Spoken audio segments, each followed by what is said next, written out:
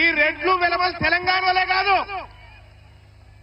ఎందుకు చెప్తా ఉందంటే మనకు అక్కడక్కడ ఊర్లలో గడియలు కనిపిస్తున్నాయి. మా మల్లేశ్వర బాయ్ అక్కడక్కడ ఊర్ల పండి గడియలు కనిపిస్తున్నాయా?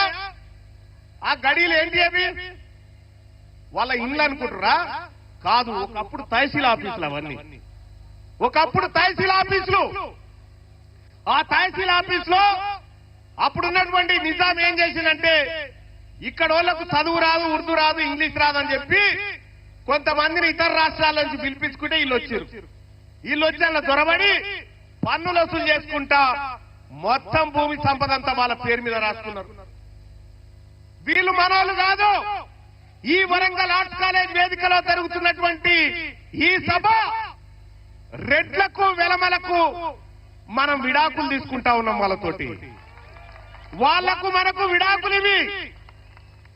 ఎక్కడైనా పెళ్లిళ్ళు ఘనంగా చేస్తారు కానీ విడాకుల మహోత్సవం ఘనంగా చేస్తున్నటువంటి కార్యక్రమం ఇదే.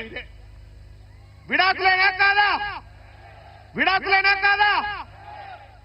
ఇక వద్దా చాలు మీ సోపద్దాలు. 70 ఏళ్లు మీ సోపతి బట్టి తిరిగితే 7 లక్షల కోట్ల అప్పయింది నా ప్రజల మీద. 70 ఏళ్లు మీ సోపతి బట్టి తిరిగితే 1000 మంది పిల్లలు ఆత్మ బలిదానం చేసుకొని చచ్చిపోయారు. 70 ఏళ్లు మీ సోపతి బట్టి తిరిగితే లక్షల కోట్ల సంపద లూటీ అయిపోయింది.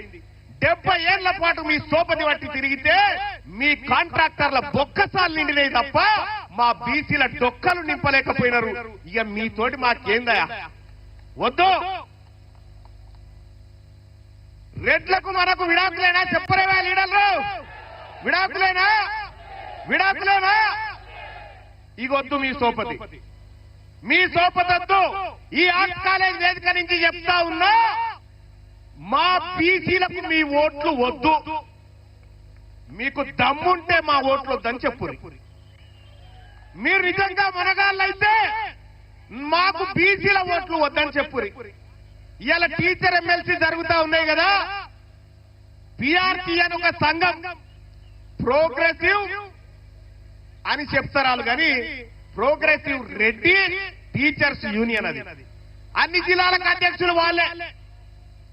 మొన్న శ్రీపాల్ రెడ్డి అంటే ఆయన నా ఆఫీస్ కాడికి వచ్చి, మల్లన్న నువ్వు మద్దతు చేయాలంటే లేచి నిలబెట్టి నిన్ను చిత్తు కూడా కొడుతున్నా బిడ్డ, నువ్వు రెడ్డిని అని చెప్పిన. ఇవాళ ఇదే టీచర్ ఎమ్మెల్సీ ఎన్నికల్లో ఇది ఓట్ ట్రాన్స్ఫర్ సిస్టమ్. ఒక్క ఓటు 4 కూడా వేయచ్చు. ఇవాళ మన బీసీ బిడ్డలు ఈ వరంగల్, నల్గొండ, ఖమ్మం